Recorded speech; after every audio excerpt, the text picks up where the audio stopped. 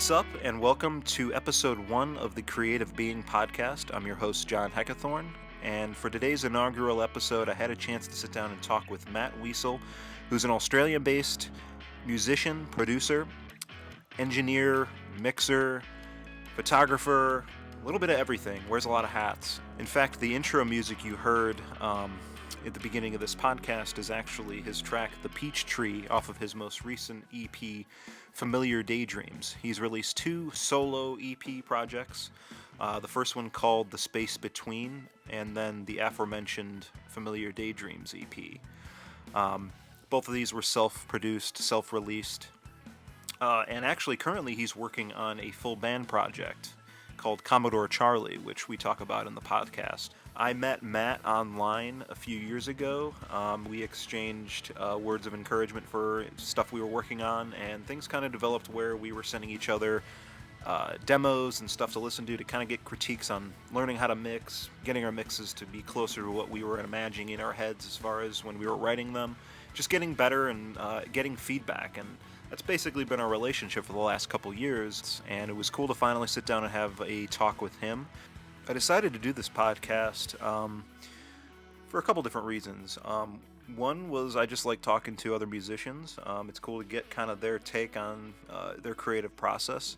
And I think there's other ways that musicians and creatives in general can share with other people than just the things they produce, their end products, if you will. So, in addition to that, I think there's a lot of knowledge and information to be shared just in terms of their process, as far as how they're creative, how they're able to channel their creativity to create the things they create. And I think for me, especially when I started out, the greatest difficulty was kind of figuring out my process, because your process, in a lot of ways, defines your end result. And your process in terms of how you create, your process in terms of what inspires you, and these are the kind of things I wanted to kind of get into and talk with friends and people I've met. So there'll be coming down the pike a couple different projects, a couple different conversations with some people I've lined up. So in the next couple months, stay tuned for more. But without further ado, here's episode 1, my conversation with Matt Weissel.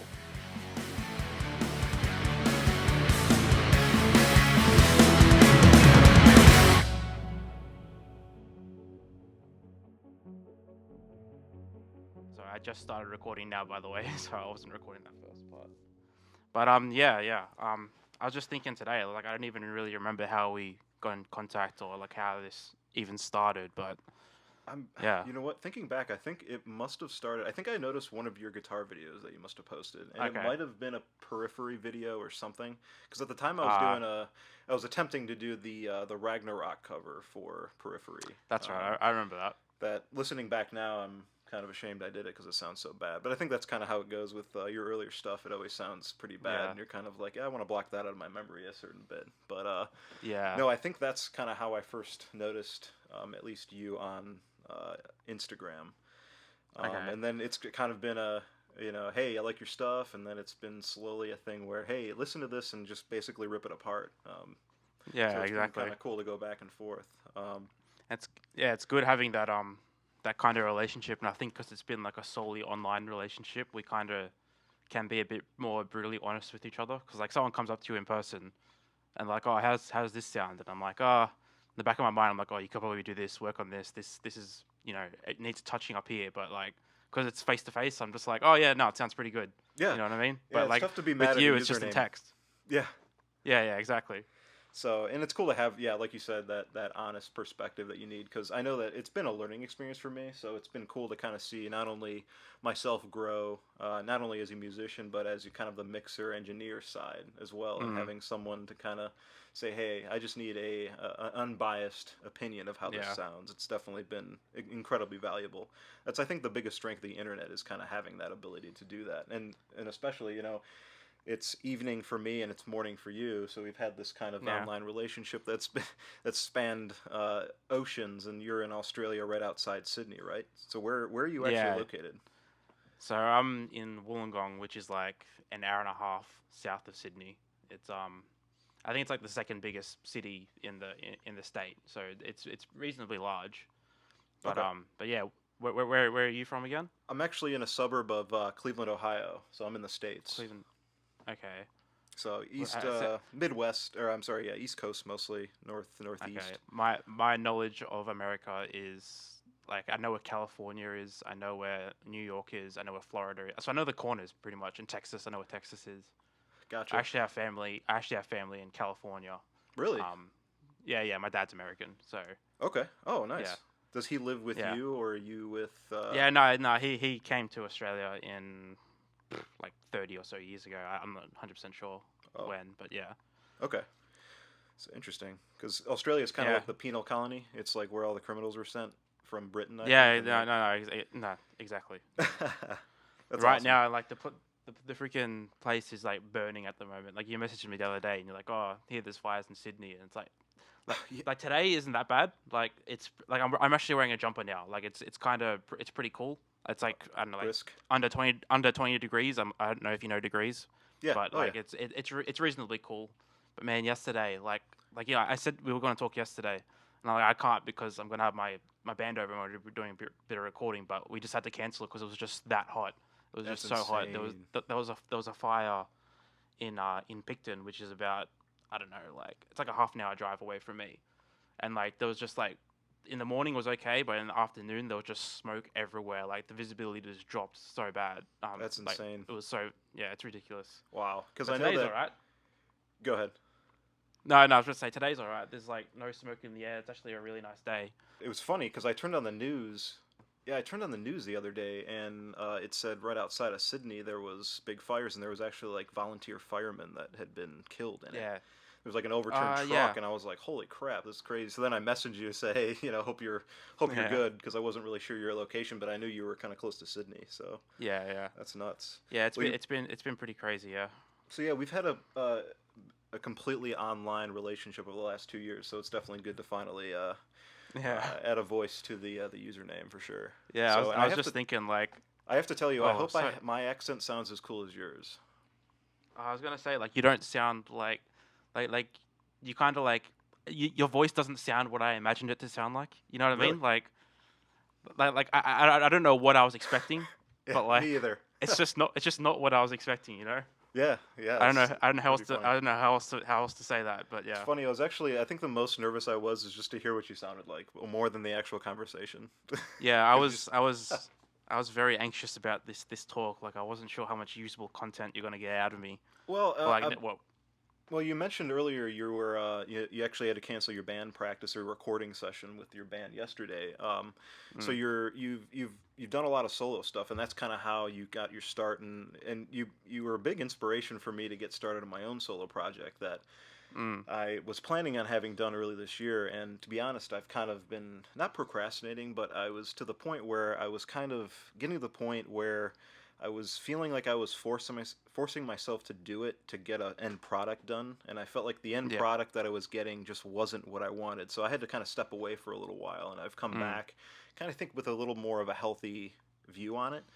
It's especially when you get onto social media and things, you see, you're inspired by a lot of things, and I think it's great for that purpose. But a big reason why I wanted to start this podcast is I think a lot of people have a difficulty in balancing, um, I guess, the reason they get into music, playing instrument, creating music in any way you may do it, because now you can do it, you can just get a laptop and create music now. So it's incredibly yeah. easy. But it's balancing the original reason they got into it with the commercial success that, in the grand scheme of things, in a lot of people's minds, validates whether or not you're successful or not.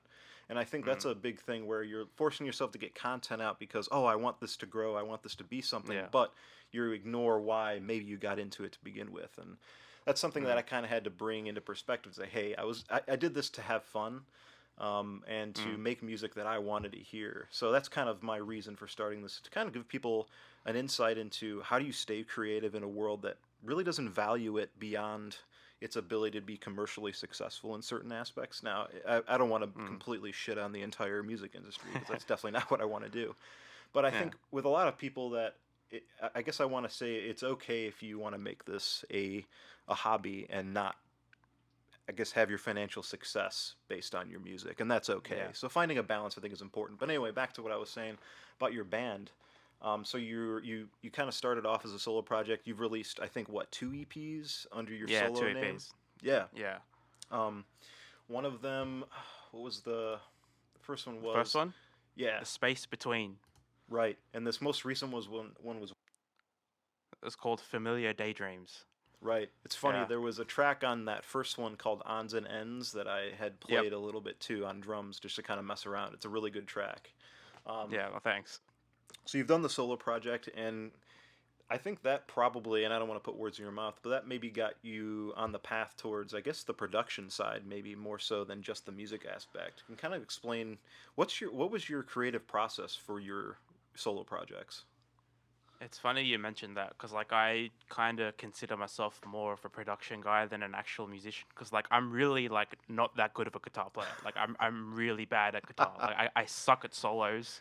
Like it takes me like several months to write like any interesting riffs and like even then they're not even that good. But like I do have like more I do have a more of a like I feel like I have a more of a skill set with like the production like stuff like getting good guitar sounds, getting okay drum sounds and putting all that stuff together. Right. But what the first EP, Space Between, that came out like 2 years ago, 2.5 years ago, and honestly, like I listened back in what you mentioned before, how like you listen back to your old stuff and you're like, how the hell did I like how did I think this was okay to release? It sounds Yeah, terrible. you just That's face what I palm. think about that. Yeah. Yeah, I'm listening to it. I'm like, man, this sounds absolutely woeful. Like there's like almost no redeeming qualities to that EP. Yeah. And I think with that EP too, like I think you're probably gonna pick up that I'm a huge pessimist and I'm gonna like crap all over myself. I But am the like same way, dude. I am 100% with you. yeah, Yep. but like I think with that EP, I was way more attached to the idea of releasing an EP than actually making something that I really wanted to make. Like I'm not even sure if that made any sense. No, that's But yeah. like because like before that, like I'd released stuff on like I had released stuff on my SoundCloud. Like I think I had a bit of stuff on YouTube back then, but like the idea of releasing an EP was like the grand thing, or like releasing an album, or releasing something that I can say this is my original music and like it's on Spotify. Like that was such a cool idea. Absolutely. Yeah. And I think I was a bit too attached to that idea. It was almost like you just And had then to I kind prove to of yourself you could do it to a certain extent. that's exactly right. So like I feel like I could have spent like another 6 months on that EP before I released it because I'm listening back now and I'm like, why is it this like open guitar? Like why don't I add a lead part in there? Like do something. Add a drum fill in there. Like it's a bit dull. Everyone tells me like it's not as bad as I say it is, but like I listen to it and I'm like, oh man, I know there could be so much more improvements. Yeah. So many more improvements to that. I definitely can feel you on that. I'm definitely my biggest critic. I don't. Yeah, exactly. I'm not really sure if I really.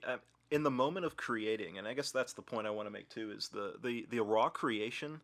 I feel that I'm on top of the world, but then I'll listen back sometimes and just think, man, this could have been better or that could have been different. And I think that might be a common thread between all artists, especially analyzing their own work. Yeah. Because No, 100%. your original EP, I thought had a lot of really good melodies to it. And I think as a first project, I think that it was very well done. Because I know that if I would have released mine 6 months ago, it would not have sounded very good. It wouldn't. Well, it wouldn't have sounded good. The music itself, the quality wasn't as good. The other thing too I've noticed is my arranging is something that I've really had to work on. So I can come up with all these riffs, and I've got riff salad everywhere, but do they really work together? And that's been my struggle. Yeah. And I'm a bigger faker than most people because I'm using software guitars, so that's a big. That's another. Yeah, but you're playing drums though. You're playing like actual True. drums, and like that's like like 1 in 100 musicians do. 1 in 1,000 musicians actually use real drums. True. You know? Yeah, it's pretty. And like your uncommon, your drumming is like really tight too. Like I listen to it, and it's like, how is this like not sampled or anything? Like it's like pretty spot though. on. Oh, thanks, man. Because again, it's kind of like yourself. I rip myself apart for this fill could have been better, or this I needed to emphasize this a little better, or I guess it's appreciating it for, hey, I made this, and it's cool to say you played it too. And your guitar playing is definitely not bad. I think it's just one of those your biggest critic. There's always something to work on, but I think that's a good quality to have because, Yeah. if you're not satisfied, it means you're always kind of striving to do more, do better, do different things. Exactly, and you got to eventually like draw a line in the sand and be like, this is enough. And like that's what I did with my second EP. I could still that came out like 6 months ago. I could still be working on it today and changing the arrangement and changing the sounds and all that. But like it just got to a point where I was like, I just really need to stop and I just need to put this out so I can work on something Move else. on. Just Yeah. or Yep. exactly. I think when I released that EP, I didn't really play guitar for like 6 weeks afterwards because I was just like so burnt out. I was so Hmm. I was just like I really need a break from music in general. Absolutely. And and then after that, that's when like my band started getting together, the Commodore Charlie. That's when we started getting gigs and doing all that. So that was nice too because Yeah. I've pretty much been a solo musician for so many years, and now like I'm kind of with four other guys. Do you find how do you find the creative process changes between being a solo artist and kind of doing your own thing with the EPs and then doing an album with kind of collaborating with other people? It's less weight off my shoulders because like I don't really have to think about the vocal. Or my solo stuff doesn't have any vocals, but like drums is a good example because every time I write a riff for myself, I'm always thinking about the drums in the background. I'm like, oh, how should the beat go? Should it be halftime? Should it be full time? Should it whatever? Right. Should there be a fill here? But I can just go to the guys and it's like, here's a riff, and then we just jam it out, and then next thing you know, 20 minutes later, we've got like a pretty decent song or like a 3 minute song already. But like I can't really do that. Well, I can do it by myself, but I don't really have the skill set to do it by myself because I got to track that original riff, then I got to go get my drum program in and draw the drums in, then I got to figure out the bass. So it's like I'm doing 100% of the work, but with the band, I'm only doing 20% because the other guys have got their roles, and so just having the other people to like bounce ideas off um Right. is Yeah. valuable. You know what I mean? Absolutely, yeah. The thing, being a one man band is difficult because like Mm. everything starts and ends with you. If you don't sit down and write anything, nothing gets done. At least with a band, maybe you can kind of hand off things and they can continue to develop even without necessarily your input all the time. So that's cool. Mm. That's awesome. Yeah, yeah, Where did you guys come up yeah, with the totally. name? Like, what is there any origin for the name? Just sounds cool, and you guys have a cool logo too. It kind Yeah, of the reminds logo me is of really cool. DuckTales. I don't know if you're Yeah, kind of.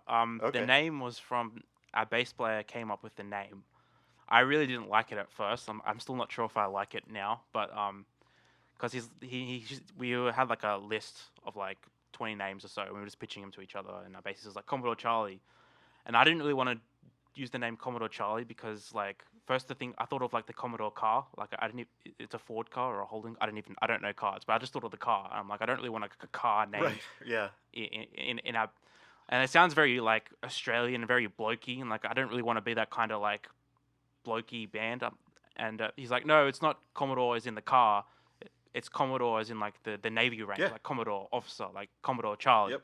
because our vocalist is actually in the Navy. And I'm like, oh, okay, that's kind of cool. And then our guitarist was like, apparently, I'm not sure if it's Charlie or something like is like another word for cocaine. So it's Oh, like you could like interesting. like apparently I don't know. Everyone's probably gonna disagree there, but like so like I was like okay, I guess that's kind of a cool idea. Like it can mean whatever you want it to mean, and like that means we can have like a cool logo like the duck, like Charlie, our mascot. I guess you can call that Yeah. that. But yeah, so just our bass player just threw it out, and I'm like, oh yeah, let's just stick with that. Right. That's interesting. What's cool too is that all right. So I listened to your EP stuff, both of them, the first one and second one. Then Mm. when I heard clips of like the Commodore Charlie, I was kind of taken aback because it is a lot It's different from what you do. it is very Yeah, it's different. very Yeah, different. I mean, we're it's talking very different. it's like straight up pop, like almost like grunge punk almost in certain Yeah, ways. it's very punky, and I think that was pretty deliberate. Like I wanted to do something that is different to my solo stuff, Mhm. and it's just nice, like because like I wouldn't really call my solo stuff very proggy, but it's more like riff orientated. It's more like there's a lot of synths. It's very dense. There's a lot of stuff in there. Yeah, it But this Commodore Charlie is just like a four-piece punk band, you know? yeah, it's the the difference there is pretty striking. I think it's pretty cool. It kind of makes you a bit I guess a little more versatile as far as what kind of music and what genre. And I think too many people get stuck in genres. You know, when people talk about like gent and all this other stuff, I mean, I get it. Yeah. It's a way to classify it so that people understand just via language what kind of music you're talking about. But when we start getting into especially a lot of progressive stuff, it's very difficult to actually put a label, quote unquote, on it. Yeah, But exactly. I was very surprised when I heard the first one I heard was you had sent me a clip to kind of just listen to and give you some feedback on. And I was like, this is completely Yeah. different. This is night and day from Yeah. what you were doing before, which I thought was Yeah, awesome because I was like, okay, this is really cool. Plus the production was really yeah, well done. Um, and you yeah. kind of found out, you know, some of the difficulties with mixing live drums versus programmed ones, Oh yeah, yeah, 100%. for better and worse. Yeah, there's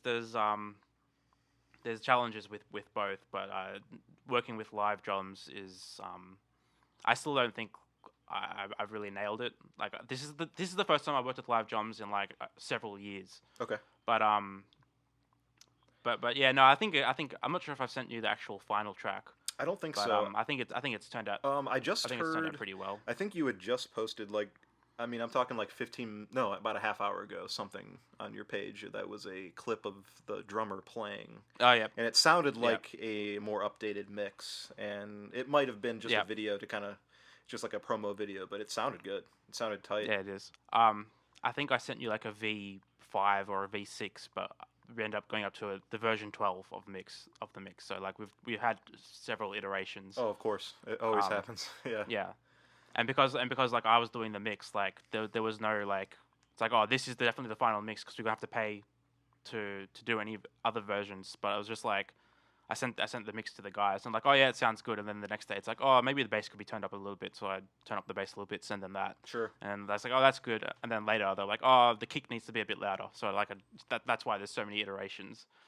But So many tweaks. yeah, If I yeah, actually was exactly. organized and named them like in ascending order, like A, B, C, or via like numbers or something, I would have. I mean, we're probably 15 to 20 different mix revisions. Yeah, yeah, Because I found I gotta hear exactly. it on a lot of different things, and I've actually trusted my car Yeah.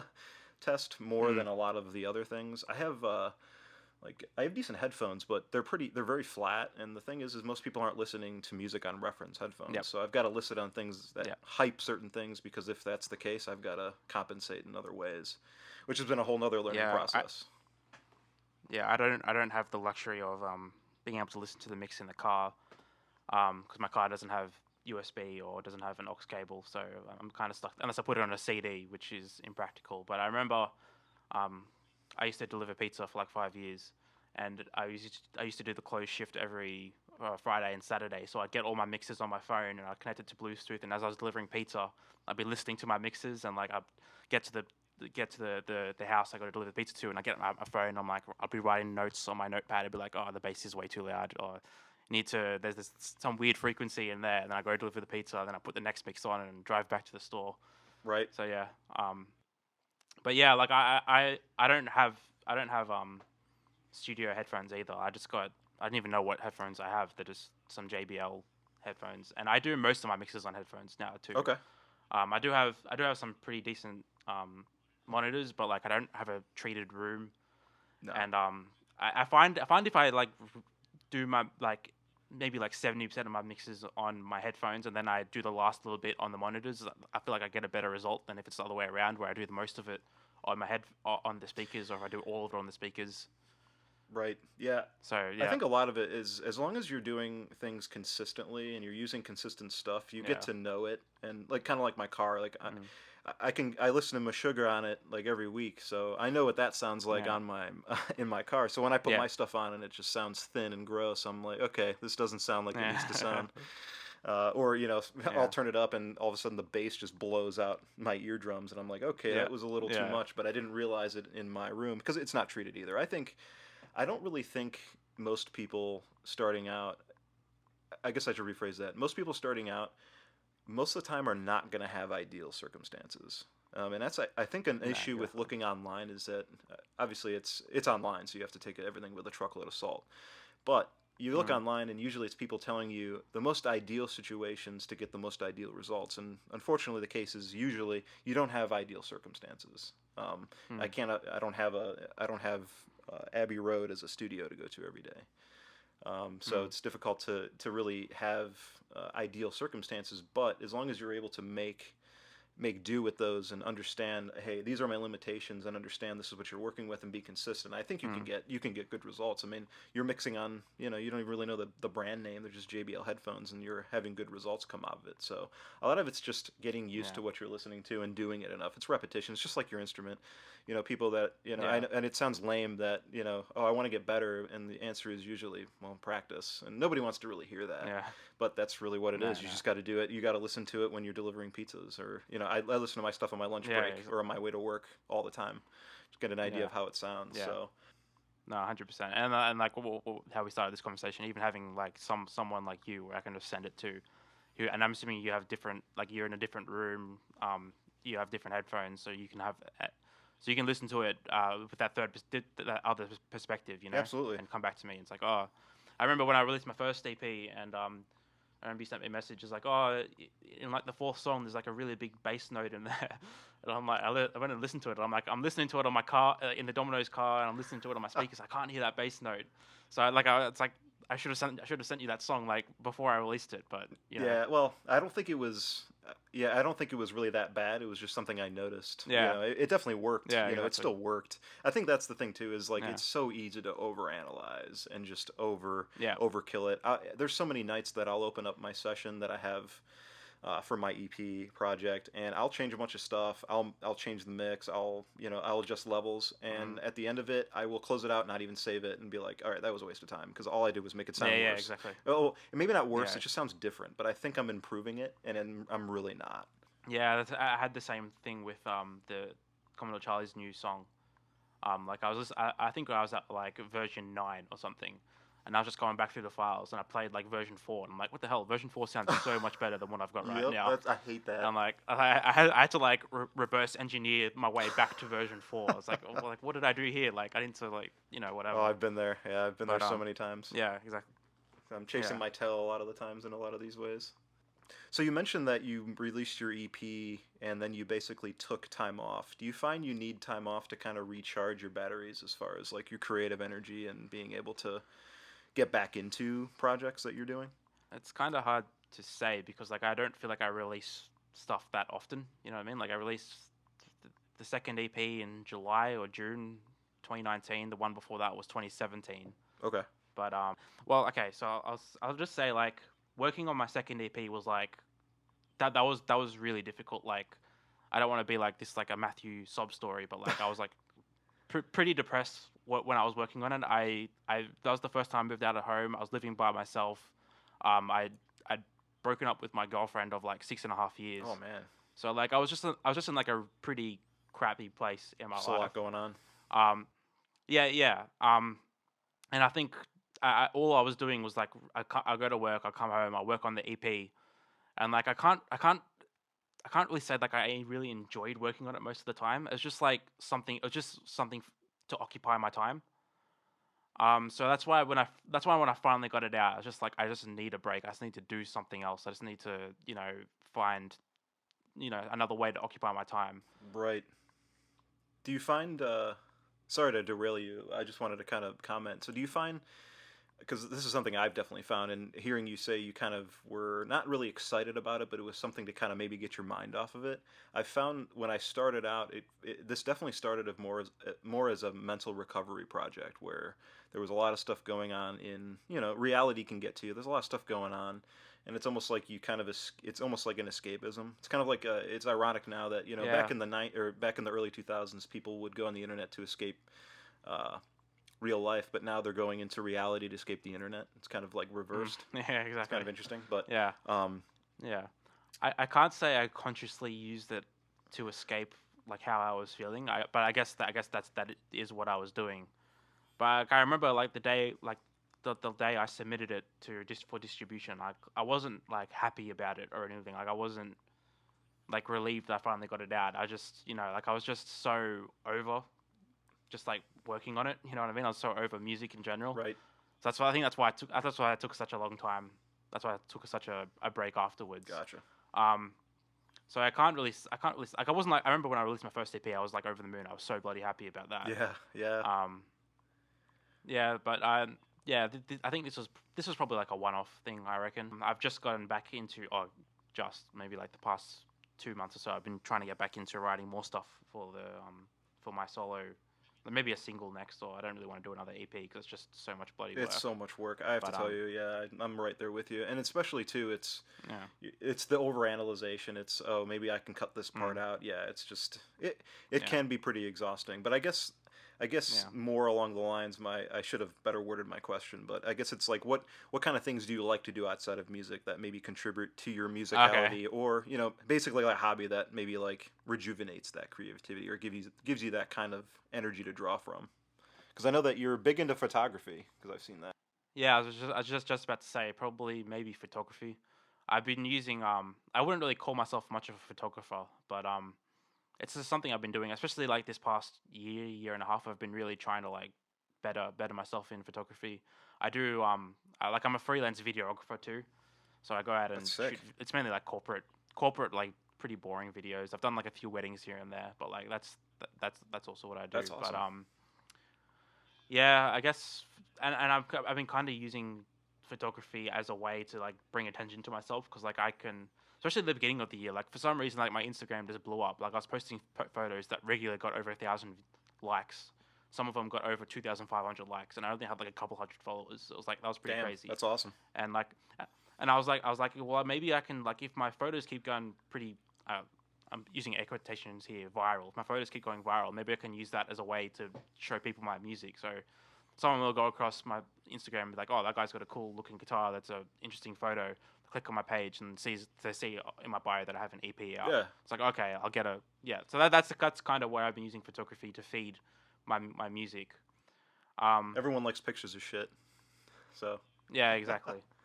And it's really hard finding ways to like, cause like you look at my Instagram is literally just a shrine to my guitars. I'm like every time I was like, how am I gonna take a photo of my guitar now that doesn't look the same as like what I did last time? Right. Like this, like I'm like running out of ideas. But Yeah, yeah. I think that's why lately I've been trying to do videos instead.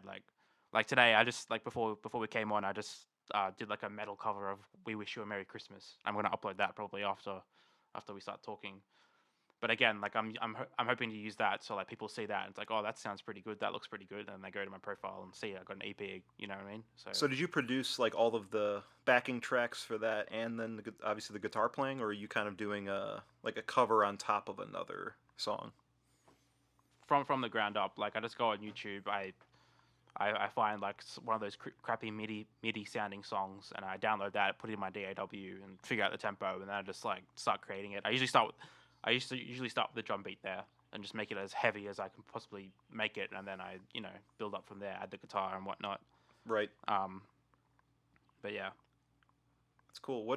So what kind of like what kind of camera? Because I'm completely illiterate and I know nothing about cameras.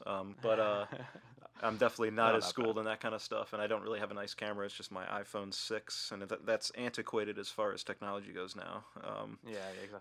But yeah, what kind of stuff do you use? Like, what kind of editing software? Because I would love to get into that eventually as well. It's just pretty I cool. someone actually asked me this on Instagram like the other day, which is kind of funny.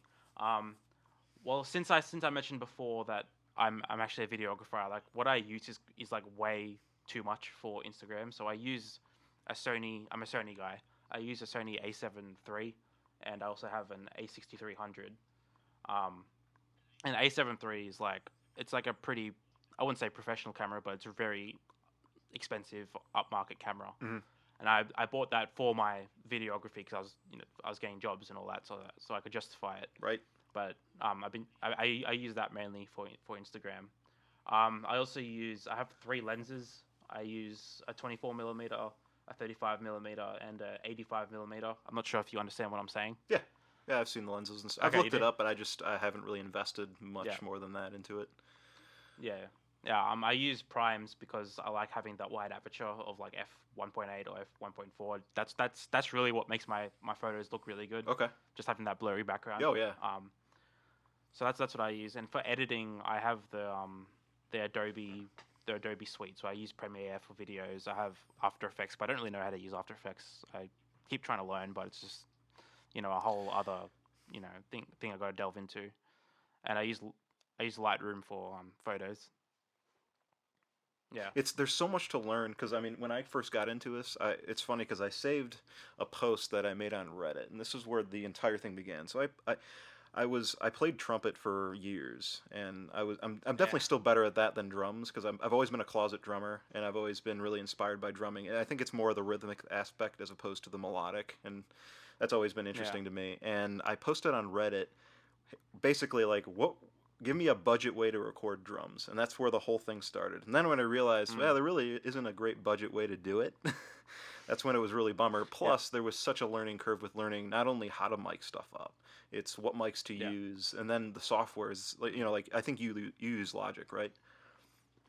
Yeah. Yeah. So I got Logic because I had a Mac and I had GarageBand, but it was kind of I'd kind of maxed it out as far as what it was capable of. Yeah. It's very, very limiting. So I got, I downloaded Logic and started messing around with that, and that was a whole nother animal that I had to tackle. Like, where the hell, how do you do anything in it? What is the editing like? How do you, all the shortcuts and the key commands, and there's so much to learn. And that was an aspect that I definitely underestimated. I think if I would have known how much work it would have been, it probably would have deterred me. So I'm kind of glad I didn't know going into it how much work it was going to be. Yeah. Because I only upgraded to Logic a couple months ago because I've been using GarageBand since I don't know, like 2010 or 2011, whenever I started recording. And like I'm still learning Logic. Like I'm learning all the shortcuts, and almost every day I go to work on something and I got to go to a YouTube video and it's like, how do I do this and how do I do that, like all the time. Like it's such like I think it'll take me like another year to probably figure out how to properly and efficiently use Logic. Right. Yeah, because I got started like watching a lot of tutorials. I would just go on YouTube and just digest, hundreds of tutorials, and there would be one that pops up and they use a key command. I'm like, what did that just do? And I'd have to figure it out. So I'd look it up to see how you did it, and I'd be like, oh, I actually never used that. I don't know why I looked into it, but it's one of those things of learning the whole software that you kind of go through the motions of the whole thing.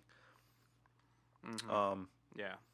So yeah, it's a lot to learn, but I think definitely isn't something to let it discourage you, especially if it's what you want to do. And I think I guess it's easy to forget the why you got into it in the first place. Yeah. There's so much focus. We just nerded out and talked about cameras and gear and stuff and DAWs and stuff, which is awesome. Like I love doing that, but I think a lot of times it's easy to get caught up in that, and then you forget, hey, why am I doing this again? Yeah. And like I said, GarageBand is very limiting, but both my EPs were made on GarageBand. And like it was like a bit of, especially the second one, the second EP. I think that's just because like my laptop is getting a bit old now. Like I don't have much space on the hard drive. I don't know what's taking up all this space. But like I kept crashing at the end. But like I had like a huge project. I had like 90 tracks. And because GarageBand is limiting because like I couldn't like let's say I had like 15 guitar tracks. I had to put a reverb on every single guitar track. That's just gonna use so much CPU. Oh, yeah. And now on Logic, you can just bust it put it on a send and use just one and use one reverb for the same. Yeah, exactly. But like it can be done. Like you don't really need to. Like of course there's going to be a startup cost. You need a laptop. You need an interface. For the recording drums, you need microphones. But like you can probably get like a pretty good sounding drum kit with like just the SM57s or something Absolutely. like that. Like it would be as good as what you hear on a record, but like if you just want to post on YouTube or you just want to post something on Instagram, like no one really cares. No.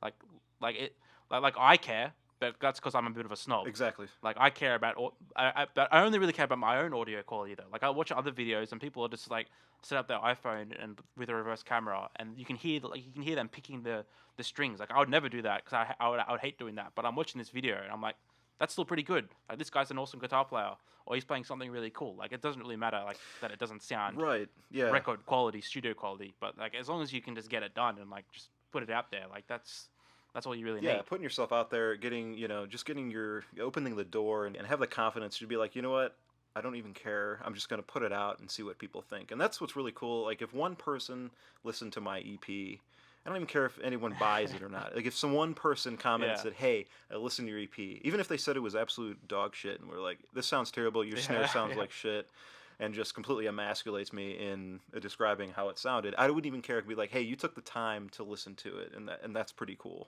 Yeah, one of my mates at work said the same thing because like I got like a mediocre review for my second EP, and like I was talking to like one of my mates at work who's also like he does like him and one of his friends are musicians and they're making their own EP right now. He's like, who cares that you got a bad review? At least he listened to your whole album. I'm like, yeah, that's true actually. Like that's pretty It's good. there's no such thing as bad publicity because it's publicity. Somebody listened to it, so you win.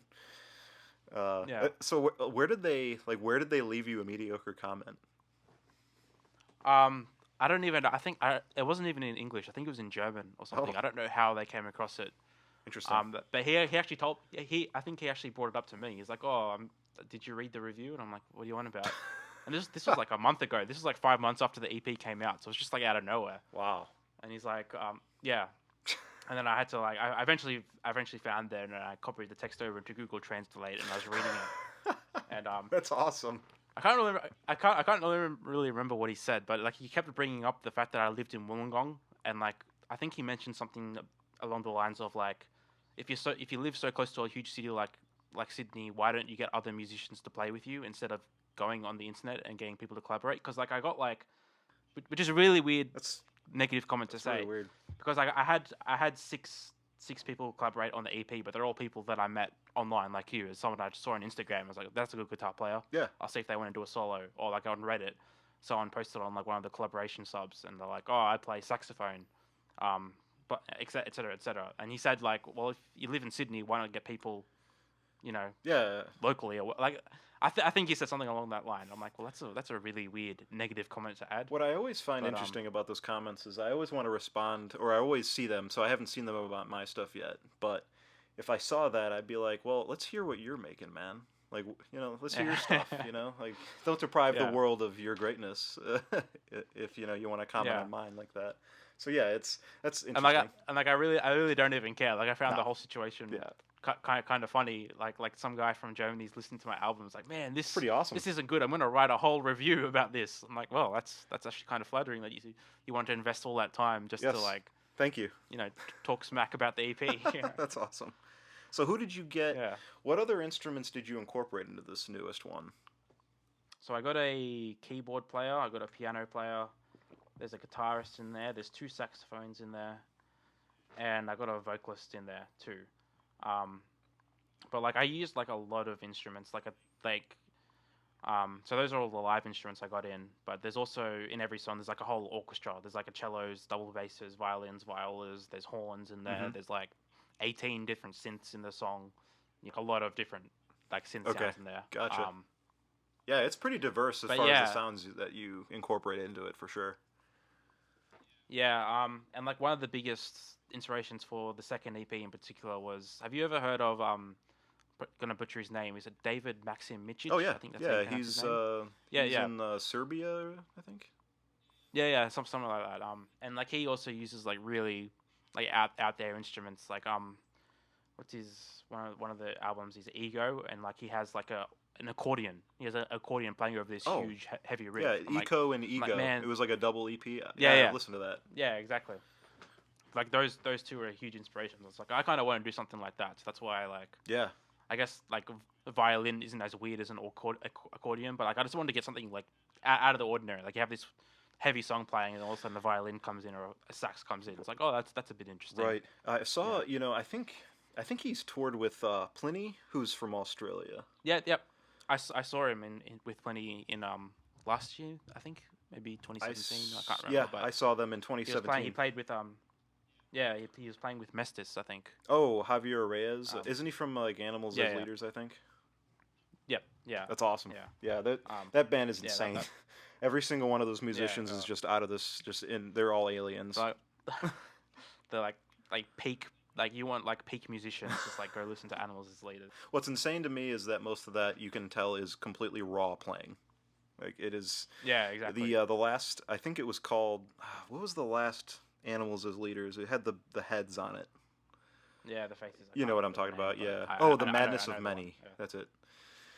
That one, the drums you can tell are basically all raw. Like there's actually very little processing on them, and that just amazes the hell out of me. To be playing that kind of stuff is just insane.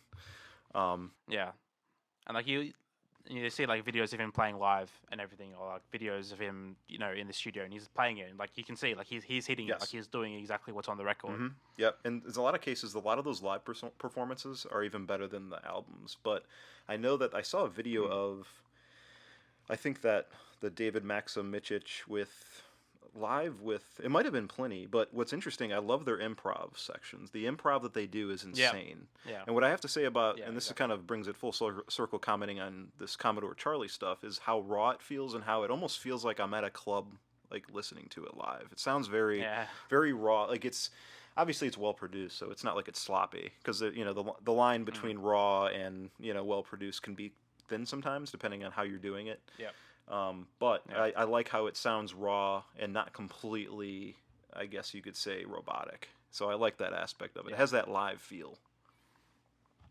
yeah. And I think that's kind of what we're going for, because like you listen to the song, it's like a pretty straight up punk rock song. So like it doesn't really need to be super hyper accurate, super hyper. Like it doesn't have to be like 100% on the grid. Right. You know what I mean? Yeah. And I like So that aspect of it. Yeah, yeah, yeah, for sure. Yeah. I actually, because I've incorporated, or I've tried to incorporate, basically like solo trumpet parts into metal, mm, which has been an interesting combination because what I found is I'm just not very inspired sitting at a keyboard trying to think of melodies because I don't play piano. So, yeah, I'm good at yeah, basically figuring out chords and then maybe improvising on top. But I'm like, I need to find something melodic to be able to be inspired by because it was just riff after riff after riff, and I'm like, this is cool, but it's mm, not. It doesn't go anywhere. It is yeah, what it is. So yeah, finding something that kind of inspires you in a different way is something that kind of got me like, okay, this might be able to work. So I definitely dug the alternative instruments that you incorporated into that. and like you also, it's interesting. I'm probably wrong, but don't you like throw your trumpet through like amp Yeah, sims too? yeah. Is that what you do? Actually, it's funny. We Yeah, just that's really mentioned cool. Pliny. I bought his amp sim for Black Friday, Oh and yeah, I've been putting it through yeah, that. And the delay and the reverb are just amazing. I've used like H delay, like Waves H delay. It's good, but it's that's what I sometimes use. Yeah. difficult to really dial in what I want.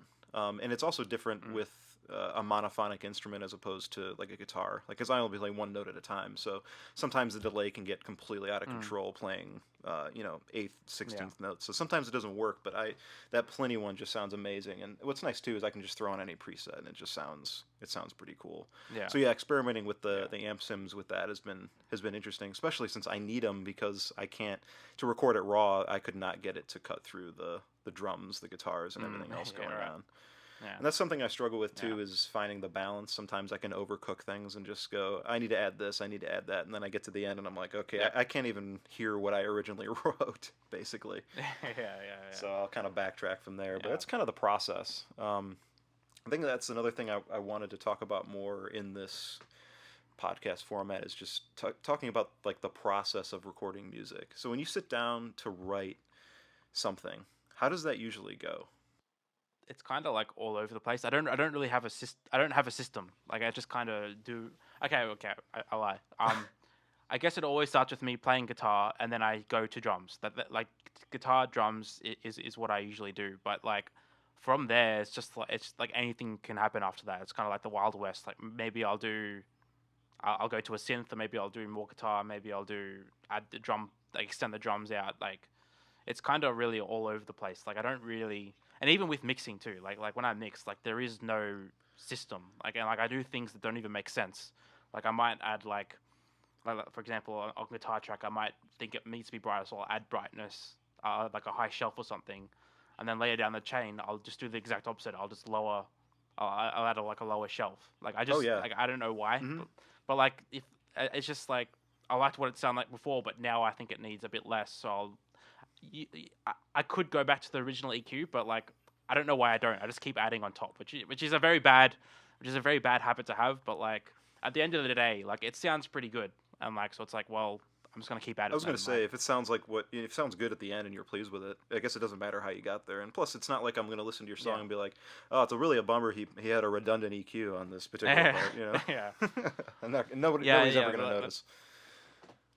Yeah. Like I do have like a lot of redundant crap in my mixes. Like I have like a lot of sends going to like buses, but like I don't end up muting the sends at the end, but I keep the bus there like just in case I need it later on. You know what I mean? So like there's a lot of stuff that I don't end up using, or like there's so many bypassed plugins as well. Right. Are you ever kind of like during the course of the day, do you ever have an idea and you're like, all right, I need to whip my phone out and just record or hum this melody? I'll be in my car. I've been doing that. Yeah. I've been doing that a bit more recently because another part of the process is like I usually mix as I go. That's a thing that I usually do too. So like I'll get the guitar in, I'll get the drums in, and then like once I got like a verse section or what I think is a verse section, I'll go in and mix that and make it sound really good. So that means like as the song continues, like I know how it's gonna sound. You know what I mean? Yep. Because like I do a similar thing. Yeah. So like yeah, I've been trying to stray away from that for the past couple of weeks, past couple of months, because like a lot of people say that's really bad to do. So I just kind of want to see if like I get anything different if I don't do that. You know what I mean? Like maybe this different perspective will lead to different sounding stuff. I don't know. Yeah. So I'm interested to see how that works. But like I whenever I'm writing, I'm like I just really want to mix these drums. I really want to get these guitars sounding how I want it to sound. So right. Yeah. You kind of want to see. All right. How is this gonna? What's the end result possibly gonna be here? Is this something I'm? Yeah. Exactly. Because it's interesting that we were talking about the process because my process being a drummer, it starts with drums. So I'll basically, I have, and my parents are nice enough for me to keep them in their basement and still play them because I live in a condo, so it just doesn't really work for recording any live instruments, unfortunately. Yeah. So I'm able to go over there and, just basically sit down and I'd have a day off and I'd get over there around like 12. I'd stop at a coffee shop, get an espresso, and then go sit down for 3-4 hours and just shed and just play. Because I basically would have to practice, record, and do everything at once. And I would basically set a BPM on my computer as I'm recording and play whatever to it. I would just play random stuff. And then when I'll get home, I'll transfer that project to my main computer that actually has the power to mix, because my MacBook Air I can record on it, but I could not use any plugins. Yeah. It would just not. It would be a permanent system overload. And I'll transfer that to the main computer, and then I'll write over those drums. So I'll pick out bits that I really like that, are played well, because on average, it'll take me a couple takes for me to really get it locked in. Yep. Playing it on the fly, and then I'll write over that, and that's kind of how I go about it. So without those drums, the ideas I have they just wouldn't happen. So I would be interested. So do you never like start with like a riff? I have never started. In your Nope. DAW? Okay. Like I'll play the drums, and then I'll basically just as a starter, I'll just with metal most of the time, the guitars are lining up with the kick drum. So I'll just as a test put guitars in MIDI notes along with the kick drum and see what kind of patterns I can come up with. And then I'll basically cut, and if I have a longer section I've recorded that I like, I'll just, copy and paste as I go the guitar parts, and I'll tweak them a little bit. What's nice about doing that, and I think we've talked about this before, is since I'm setting them to live drums, even though they're software guitars, it sounds a bit more real because they're set to imperfect timing. And I try not to quantize, so I'll select parts that are better played, and I'll get rid of stuff that's just too sloppy. Majority of my recording has been in GarageBand, and there is no like way to humanize the drums. Like I could like nudge them a little bit off the grid, but like that's just so much of a task to do. Like I can't be bothered. Right. So like when I have, similar to what you're saying, like this is probably like blasphemy to most people, but like the drums are exactly on the grid, but because my guitars, like exactly what you said, because my guitars sway a little bit in and out of the guitars are human, obviously. Yep. It just makes it sound a bit more organic, like, acceptable, I guess. Yeah. Exactly, organic. Yeah. But lately I have been because I use Logic now, and I've just found a couple of weeks ago I found the humanize thing, so I've been doing that a bit more with drums. Okay. Like I'd always, like even in GarageBand, I'd go and change the velocity. Like every single velocity would be different. I'd never keep them the same. Like that's the way to get humanizing human drums. Absolutely. But now with the humanize feature in Logic, I can nudge them just a little bit left or right. Okay. And that helps too. I might have to mess around with that with the guitars, the software guitars, because I'm using it's usually use Shreddage, and it's just a software guitar program. Sometimes I like to go to like low C to get the sometimes octave effects with whatever melody or whatever I'm using, as far as chord goes. But most of the time, yeah, I Mm. might have to mess around with that Humanize. I haven't really messed around with that too much, and I've never used drum software. So it's funny that Yeah. I've never used drum software, but I've used guitar software. It's pretty opposite of what, I talk to most people, and they're Yeah. Yeah. like, Exactly. I didn't even know there was guitar software. That's blasphemy. What are you doing, Yeah. man? Yeah. Yeah. But It's like what you know Anep Sastry, oh yeah, butchers his name. Do you oh know yeah. that guy? Yeah. Yeah. So that's what he does, isn't it? You know what? I looked into that because I had heard that he was a drummer that was trying to add guitars, and I think he actually records them one. He does record real guitars, but they're recorded one note at a time, and then he puts them together. Oh, I okay. think. So like he samples it Yes. again, Yep. essentially. Yeah. Yeah. Um, but so what do you use for bass then? It's by Solemn Tones, and I can't remember Oh, what it's okay. called. Yeah. Is it Trillion? It's not No, no, Trillion. no. That's It's Trillion is. I'll cut this part, but I'm gonna look it up because it's bothering me. Yeah, yeah. Sorry about that. I was gonna say. Solemn Yeah, Tones. you need to. Oh, the Loki bass. That's what it is.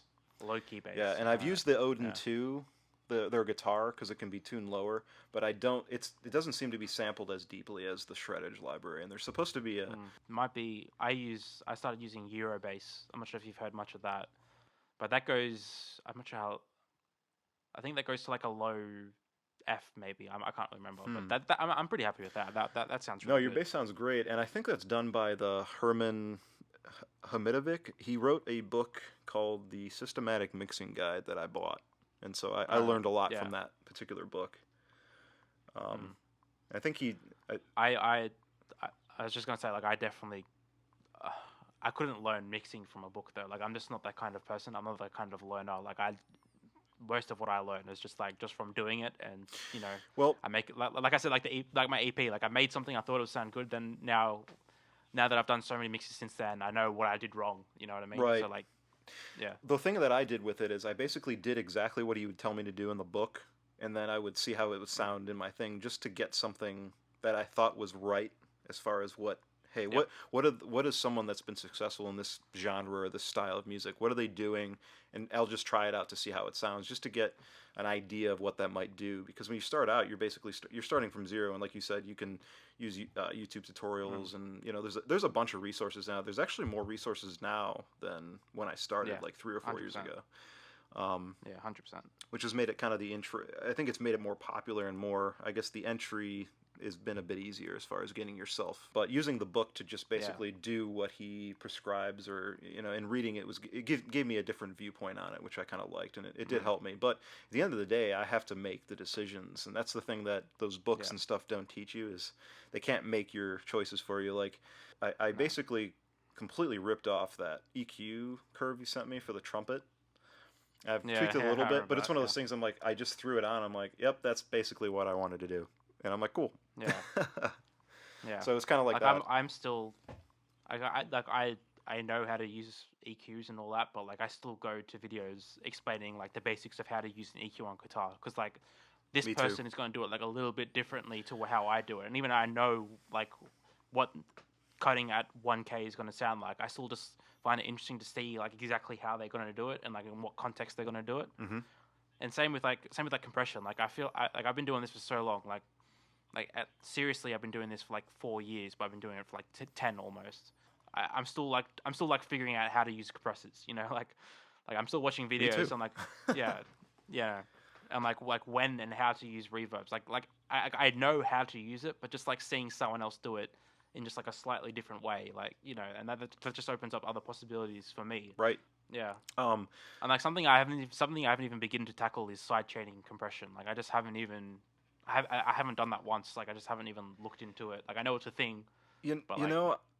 I tried it for a little while. And the only things I tried it on was basically bass and kick drum, to get just a little more definition when they were both being played simultaneously. And I found that the multi-band compression is way better than the side chaining. Because the side chaining, I could never get it to work right, and it was a pain in the ass to set up. Also, since I'm playing them live and I'm recording, so a lot of my songs are recorded at different times. So even though it's the same mics, most of the same drums, I'll change around cymbals based on I don't like a stack I'll use. I'll have something that's a little trashier, or I'll open it up and have it a little more washy. So I'll change things up, and it will impact the sound in the mics, through all the mics. So if I Yeah, have yeah, the same yeah. if I have the same side chain compression set up, sometimes if It won't really it translate. won't translate for every single one, it'll only translate for that particular recording session. So I would end up having to redo it for Yeah, every one. I'm like, I don't want to do that every single time. So yeah, multiband compression, since it responds to what the input is, it was way more versatile for what I needed to do, and just balance things out. yeah, Plus, the sidechain compressing is just confusing. To be honest, it's yeah, unnecessarily confusing, and I think the multiband compression works. Don't get me wrong; I think it has its place that it could be used, but at least for what I've done, I've gotten better results with just a gate and multiband compression for most things. yeah. And it just goes back to what we were saying before. Like, if it works, it works. So like, why? I was going to say one of the big things is kind of off topic a little bit from what we were talking about, multiband compression, and as exciting as that is to talk about. Um, Something I noticed between your first album and the second album, kind of back to what we were talking about programming and like the velocities, is the ghost notes for drums are what make or break it for programmed Yeah, drums. Because if you can get ghost notes right, they sound way more real, and even if they're a programmed or yeah, software based. And I think like the between the first and second, I think you definitely improved just the general feel just by adding a lot more ghost notes. yeah. I just put like a way more time into it though. Like, especially like on the hi hat, like especially a closed hi hat, like just getting those like ghost notes in there. Like even when I'm doing like a fill, or actually not a fill, like I'm playing a beat, like because like I love watching videos of drummers actually Hmm. play. And like every time I see a drummer playing, like they hit them the crash and they're hitting like just like a normal beat in the chorus, but they're still clicking their hi hat. And like even something like that, I just add that in to into a chorus, and like just having that hi hat clicking in the background just makes it sound so much more natural, you know. Right. Yeah, I definitely agree. Um, yeah. That's But yeah, like I did spend a lot more time on the EP just going back and like adding like those really subtle velocities, and like most of them you're probably not even going to hear, but like just like yeah, I think it just helps it, you know. I don't know, it like adds to the just realism. be more Yeah. organic. Yeah. Because I know that I've kind of what I've tried to really improve, especially with the drumming, is trying to get my left foot, especially with the hi hat chick, to try to keep time. Drummers like Matt Yeah. Halpern, we were talking about the guy Yeah. from Animals as Leaders, Matt Garska, I think his name is. Those Yeah. Yeah. guys, it's insane to watch them because the whole time, they have their left foot keeping time, and that has always amazed the hell out of me to be able to playing completely Yeah. syncopated patterns with the right hand and doing Yep. crazy ghost notes with the left, and then the whole time you've got that steady pulse going. So that's the thing I've really tried Yeah. to improve because I like how that sounds, especially when you got, I guess you could say, quote unquote, odd time. And that's the thing I have to say. I don't really write stuff thinking it's going to be odd time. Like I said, when I cut up my drum Yeah. parts, wherever they happen to stop and then restart is just kind of where that happens. Really? And I think a lot of people like Yeah. there's like kind of like like an ancient mysticism associated with like polyrhythms and things, and I think a lot of it's just, hey, this riff Mm. sounded cool, and Mm. it may work out to be rhythmically a weird time, like it might be in Mm. some weird, like 12/9 or whatever, 14/6 or something crazy, but Yeah. very rarely do I ever start off with, I will start off with like 7/7/8 because I like things in 7 sometimes, 5/4 occasionally. Yep. But for the Yeah. most part, all of my stuff is like 4/4. Like you can find a 4/4 pulse there somewhere. Yeah. Yeah. Do you know how to? I know. I'm definitely. Yeah. Do you I was just can gonna you say, read music? sorry. No, I don't know any theory. I don't know how to read music or anything like that. No. Nice. I I actually got back in just recently, like last week. Cause I started off by saying like I'm a really bad guitar player. I recently just got in touch with my old guitar teacher that I had when I was like 8 years old. Oh wow. Cause like I want to get back. Cause I kind of do want to learn. Cause honestly I don't even really know scales very well. I just kind of like find notes and play them. It's like, oh, if that sounds good, I'll just go with it. I don't exactly know what I'm playing. Right. I kind of want to change it because that's very time consuming. I kind of want to just like, because now I look at a guitar, I see 24 frets and 6 strings, but I don't really know what the notes are. Right. You're just kind of listening. I kind of want to be able to listen to a song. It's like, oh, I could probably start here.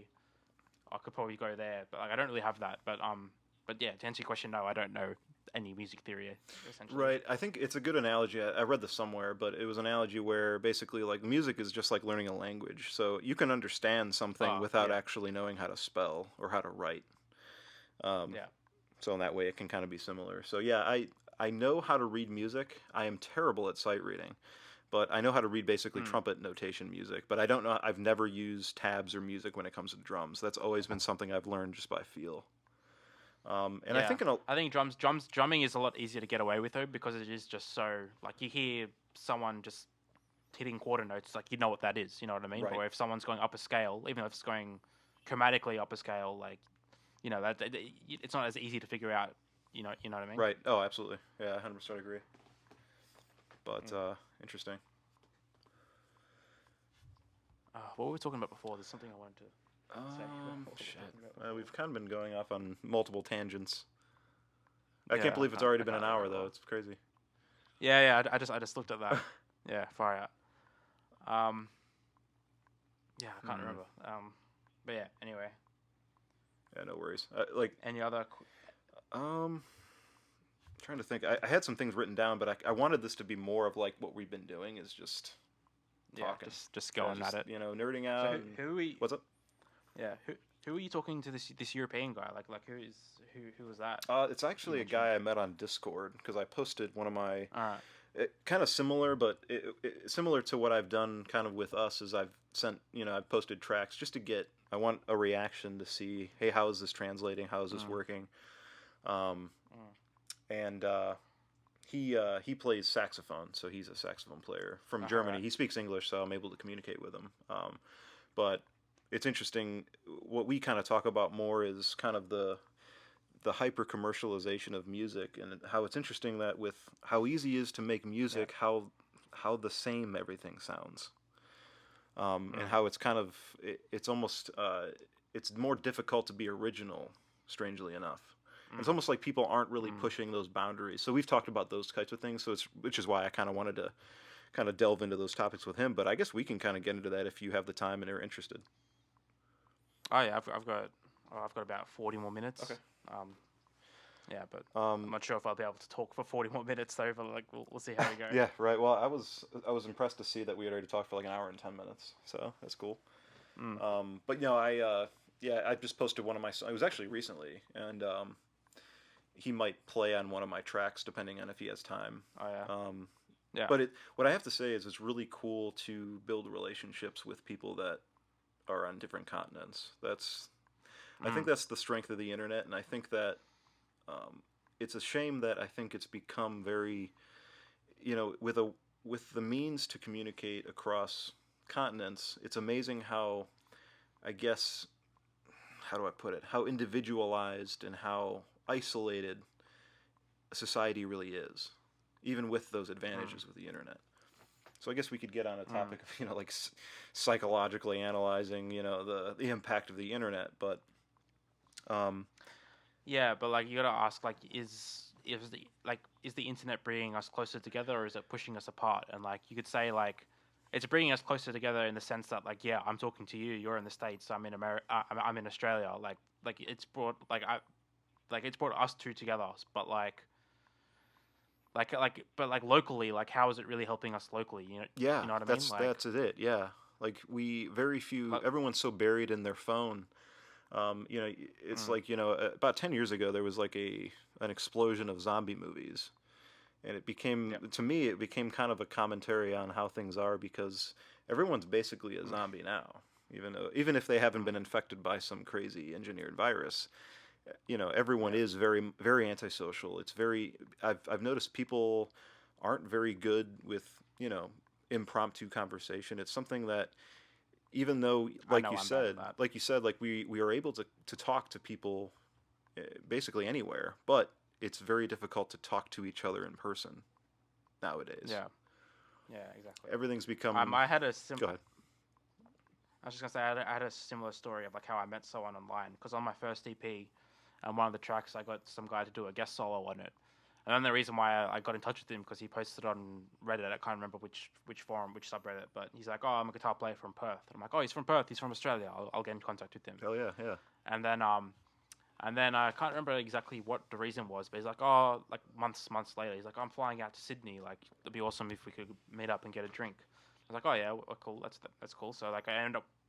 We met up. We saw like a jazz band play at some bar, and like we ended up becoming pretty good friends. That's awesome. And then like months later, I went to Perth for work, so we met up again. And I saw his band play, and just only like 2 weeks ago, he came to Sydney to see Pliny play, and we met up again. Like that's like another positive to come out of the internet. But like these kind of stories are so rare. You know what I mean? Like I guess I've met you, and I've met Mason from Perth. But like that's pretty much it. Like I've gotten in contact with people to like feature on the EP and all that, but like I'm not in like regular contact with majority of them. Right. You know what I mean? So like it is very, rare that these success stories actually happen. Right. Yeah, it is. Especially to meet in IRL. In certain terms, Yeah. I know that I'm in the States, and I would love to come to Australia because it seems like the wild wild west to me as far as what that used to be in the United States in certain ways, even as close as 100 to 150 years ago as being kind of like I guess the frontier. That's something that kind of just, even the thought of it just sounds awesome. So whenever I think of Australia, I'm like, I gotta go there eventually. So like I don't mean to. I was talking to one of my friends about this, and like I don't mean to burst your bubble, but like I feel like the fact that like Australia is considered like such like a hostile territory, it's like such a meme. Like it's not really true. Like Australia is probably like one of the safest places you could be. Like yes, there are like everything can kill you. Like. Like I was about to say, like 18 of the top 20 deadliest snakes all are in Australia, but like they're like all in the middle of nowhere. True. Like no one goes out there, and like yeah, there's a few dangerous spiders, but like I in my whole lifetime haven't seen any of those spiders. Right. Like it is like a reasonably safe place to live, and I don't want to like burst that bubble. Like I know I'm not like the meme that Australia is like gonna kill you is gonna live on, but like it really. It really isn't as bad as you think it is. Like it's actually like a really like safe place. Like okay, yeah, we started off by talking about fires as well. I was talking about like how there's a fire. Yeah, so does 30 California. minutes away from me. Yeah. Yeah, exactly. Like that's what I mean. Like the States probably, like it would have way worse stuff in a lot of senses too. Sure. Yeah, it's got extremes in different ways, and just like Australia. Yeah, that's what I'm saying. Yeah, for sure. Yeah. Because it's winter here, so today it was I think 18 degrees when I left for work. So that's not that bad. So and it can get below zero, in January, February, even into March here. But I do like having the seasons. I like kind of experience, especially for Christmas. It would be weird to be in a place where it's warm for Christmas. It would be very strange. Yeah. But I've always wanted to experience the classic snow Christmas. Right. Yeah, that'd be great. Because I can't think of a Christmas without it, so it'd be interesting to not know a Christmas with it. But that's what I think is cool about having these interactions. Like kind of like we talked at the beginning, like I was so anxious to be like, dude, I can't wait to hear this guy's accent. It's going to be awesome. I hope to him I have as cool an accent as he does to me. You got a pretty cool accent, I'm not going to lie. Thank you. Anyway, I think that's probably pretty good. We got a lot of stuff in there. I think people are interested. I know I am. When I listen to podcasts, I'm very interested just to hear their process, kind of where their mind is, and and it's not that really we need to be famous, because I think this experience is something that applies to everybody in their kind of pursuit of, creativity. And I think that's the main point of it, is to let people know, hey, it's okay to have your day job and then and not rely on music to support yourself. And you can enjoy this kind of stuff without. Now, you can obsess about the little details and the mixing and the production and stuff, which is fine. But at the end of the day, like, you're doing this to be creative and, to just kind of see what you can do with it. So it was awesome to talk to you, man. I was stoked to do this. Yeah, it was this great. was fun, for sure. Yeah, awesome. Thanks for taking the time to talk to me.